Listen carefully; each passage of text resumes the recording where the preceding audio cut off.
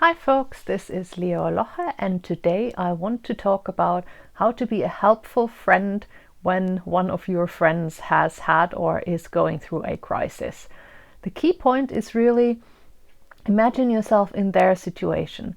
They're the ones whose life has probably changed in ways you might not be able to imagine, and they're the ones who are probably low on energy and so on.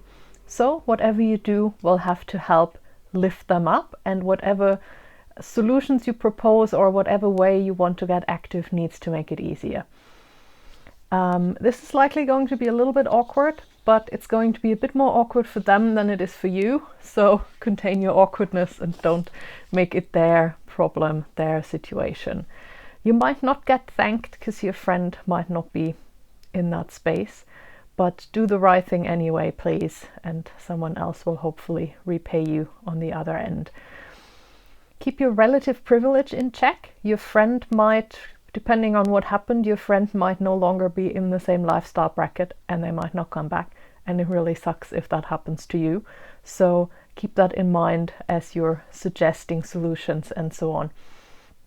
Plan with that person and not for that person. Also, again, their life situation might have changed, and what looks like a good solution or a good helpful thing to you might just really increase the amount of things they have to deal with on their end. So do check in with them. Show them they're still a part of the human family. It's brutal enough when life changes that drastically. Maybe they just want to talk about the football or line of duty or what their neighbor's cat just did. Make sure they still are able to participate. Make sure they're still part of the conversation. It's tough enough to deal with that kind of change. Don't jump into problem solving or solution mode unless they specifically invite you, and curb your own need for information. Otherwise it can feel like an exam on the receiving end if somebody just goes through, well, have you thought of this? Have you thought of that? Well, yeah, probably. Also, your friend probably has fixing their life as pretty much a full-time job right now, and they're probably going to get specific help which might be more suitable than the article you just found on Facebook or your neighborhood WhatsApp group. So be mindful so you're not bombarding your friend.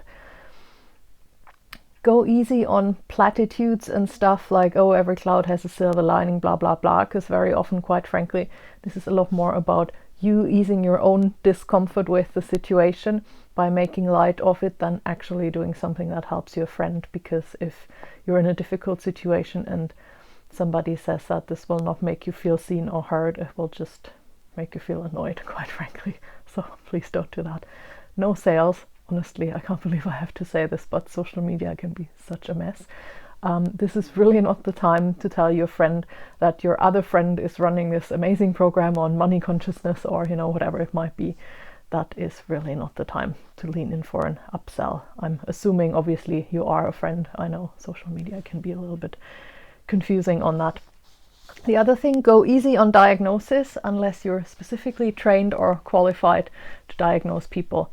Don't do that, and particularly don't do that towards other people, because that might make your friend's situation a lot more difficult if you spread rumors what you think any disorders might be that you've just extrapolated after a 2-minute conversation. So please don't do that. Keep things confidential, particularly if your friend asks, and particularly how you use social media. Your friend might, for whatever reason you can't imagine, for example, not want their location to be known, so don't post stuff without checking them and don't share information. Also, big mess ups in life have these epic cinematic qualities, so it can be super tempting to tell all the juicy details of that story of what happened to your friend just because it's such an amazing story.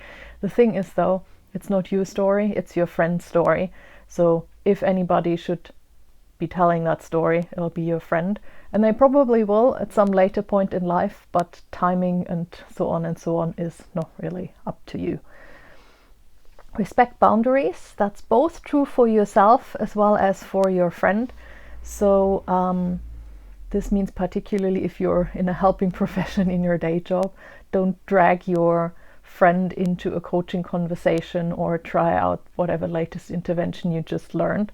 Most people have, most professions have pretty strict rules around contracting and so on. So please do respect that and don't just spring stuff onto people. Also respect your own boundaries, quite frankly. Like, it can be really tough. You might be in for the long haul if you're helping a friend, depending on what the situation is. So please look after your own energy levels as well.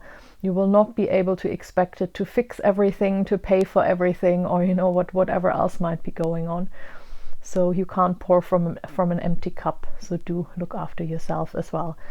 Thank you for all the help you're trying to give people. I know it's a really gnarly situation for a lot of people, and it's really wonderful to not have to go it alone. And basically, if you're able to walk, it's nice to help someone else get somewhere as well. So thank you for doing that.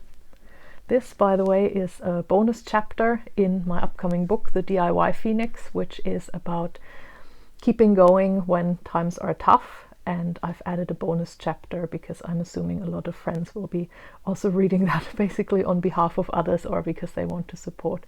So this is how that all hangs together, and I will post links in the various places they need to be. Thank you so much.